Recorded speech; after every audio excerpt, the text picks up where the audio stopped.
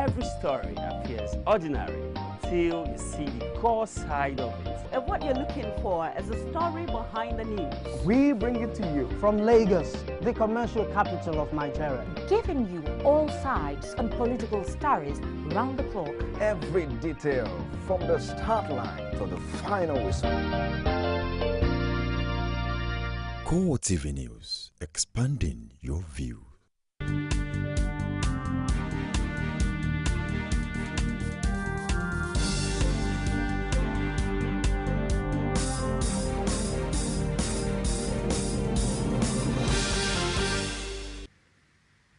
It's a beautiful Thursday morning here in Lagos. Thank you for joining us on CoreTV News on the Hour.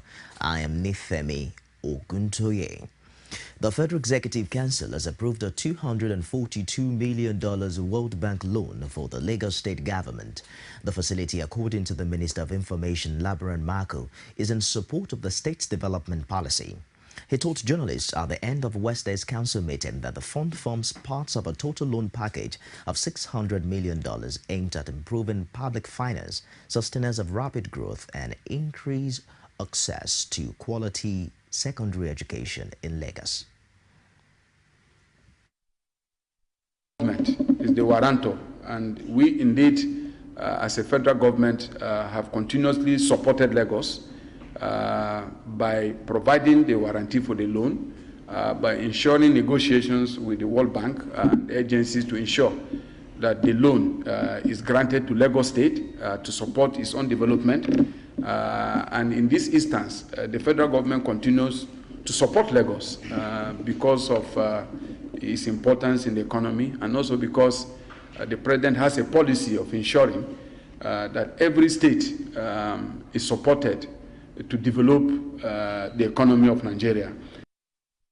Lagos State government had in 2010 secured World Bank approval for $600 million for infrastructural development from a subsidiary, the International Development Association. The House of Representatives Committee on Petroleum Resources blasted oil sector officials during an interactive enlightenment workshop on petroleum industry bill in Abuja. The House Committee Chairman Dakuku Peterside, who was visibly angry with the magnitude of corruption in Nigeria's oil and gas sector, states that 0.005% of Nigerians enrich themselves with the nation's oil money at the detriment of the larger masses. The workshop was organized by Unite Consult Limited to highlight the gains of the PIB if passed by the National Assembly. While trying to explain why the PIB had not been passed, Peterside says many Nigerians were of the view that once the bill scales through, all the problems in the oil and gas sector would be solved. He charged the organized labor to hold the government accountable for the ills in the oil sector, stressing that the industry remains the major economic backbone of Nigeria. The Senate has paved way for the Independent National Electoral Commission, INEC, to deregister political parties which fail to win at least a seat in the State House of Assembly. Senators voted unanimously to include this clause in the Nigerian Constitution during a clause-by-clause consideration of proposed amendments.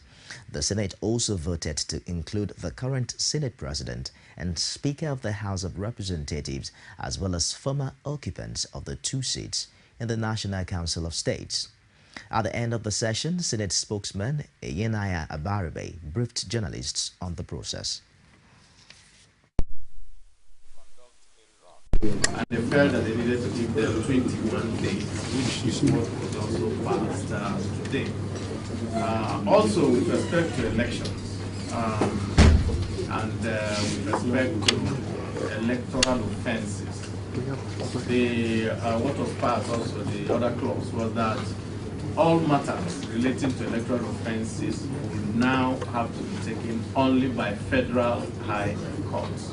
And of course, the question of membership of the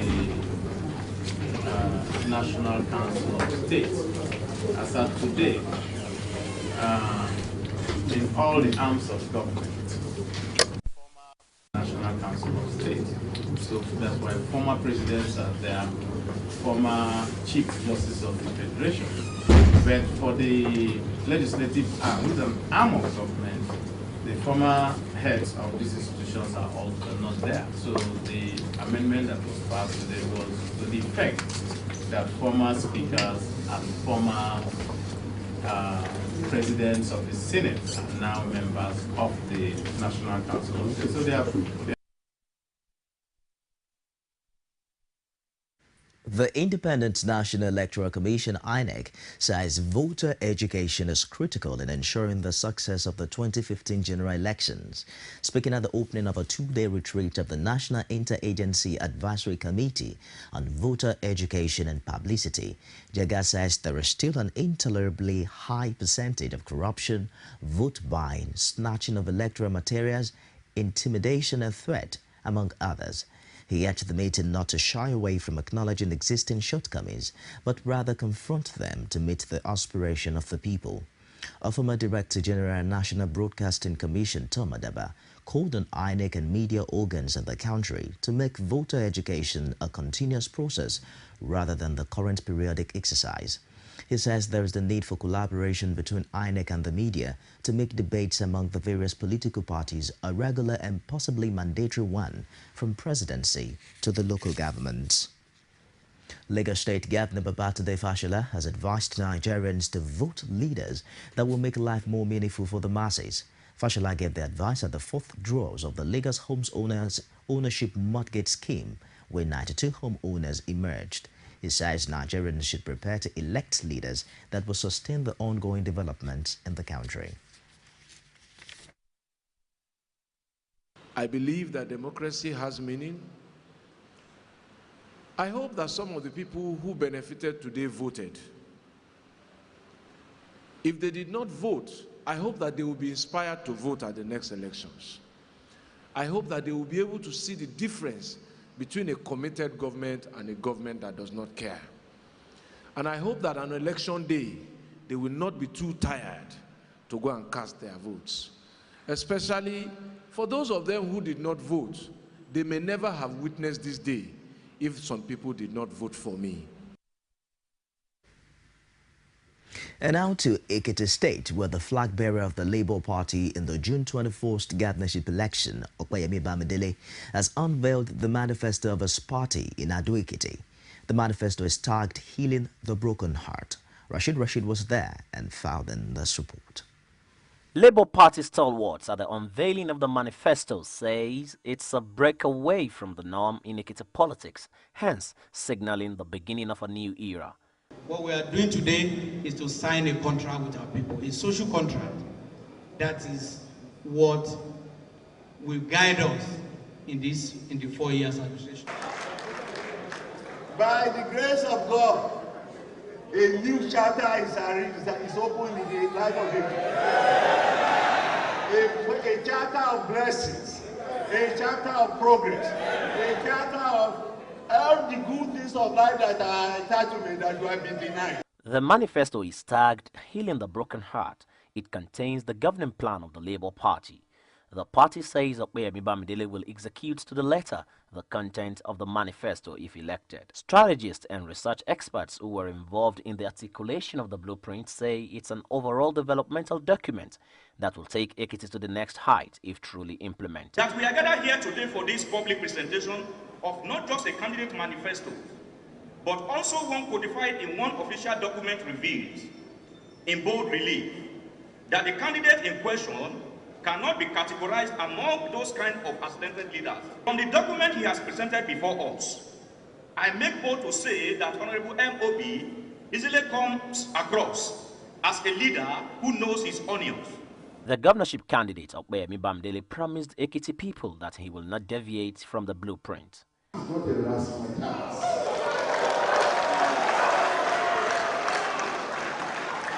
This is a very serious business. We are bringing sobriety to governance. We are bringing experience to governance. We are going to treat governance as if it is science. And by the grace of God, this is the blueprint. The step taken by the Labour Party and its candidate is expected to change the way political parties are going to handle the few days left for campaigns before the election. Rashid, CoreTV News, Ado Ekiti. And still in Ekiti State Governor Kayode Fayemi has mediated in the crisis rocking the state's chapter of National Union of Farmers. The governor on the occasion stressed the need for the farmers to be united in purpose since Ekiti state economy is agro-allied based.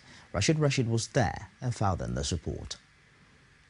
The state is renowned for her prowess in the agricultural sector of the Nigerian economy. The state prides itself on cash crops such as cacao, kola nut and cashew, which account for over 20% of Nigeria's non-oil revenue. No doubt, the present administration in Ekiti places high premium on agriculture with massive investments in this sector. Judia Shafe, Ekiti State Commissioner for Agriculture, explains the commitment of government to both small and large-scale farming in the state. For farmers in Ekiti State to think where or to occupy where they belong to. And today marks another wonderful day where the right window for farmers in Ekiti State to key into the transition program of moving from peasant farming operation to commercial farming operation will be open. The Ekiti State chairman of the All Farmers Association of Nigeria thanked the governor for his support for farmers, particularly for his intervention in settling the rift that nearly tore Ekiti State farmers apart. In my inaugural speech after our election into office, I made it clear that the newly elected Urban Executive in Ekiti State shall leave no stone unturned in ensuring that farmers in Ekiti State speaks with one voice, so that we benefit from the various programs of the government at all levels in this country. I am pleased to announce today that farmers in Ekiti State are now united and has given birth to today's unique occasion. Fayemi in his speech vowed to make agriculture in the state lucrative to the level of making it a source of employment for all and sundry. I make bold to say that this administration is doing everything possible to give a major entry as the main employer of labor and leading source of our internally generated revenue.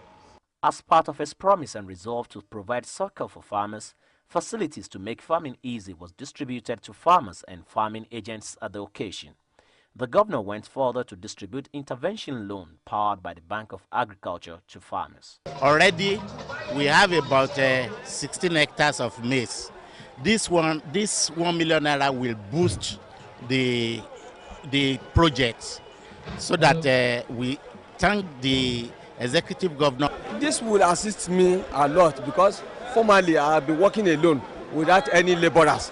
So with this now, I can employ as many as laborers. Will it be said that the gesture was centered around the re-election bid of Kayode Fayemi? This is hard to say.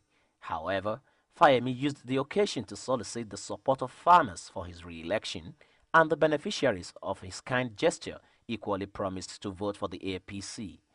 The reality of this promise will only be confirmed with the result of the June 21st governorship election. Rashid, CoreTV News, Ado Ekiti. This is Lagos, the commercial hub of Nigeria, and you're watching CoreTV News on the hour. I'll be back shortly with more stories. Stay with us.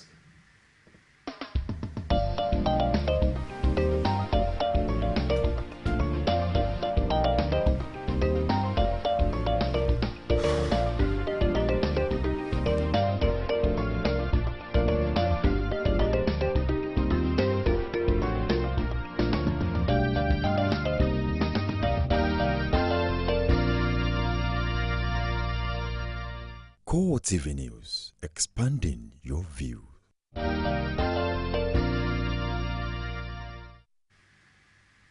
Thanks for being there. For more information on our news and other programs, visit us on our Facebook page. It's facebook.com/CoreTV News. And you can as well follow us on Twitter at CoreTV News NJ. Get to watch previous and current edition of our news and programs on YouTube. It's youtube.com/CoreTV News.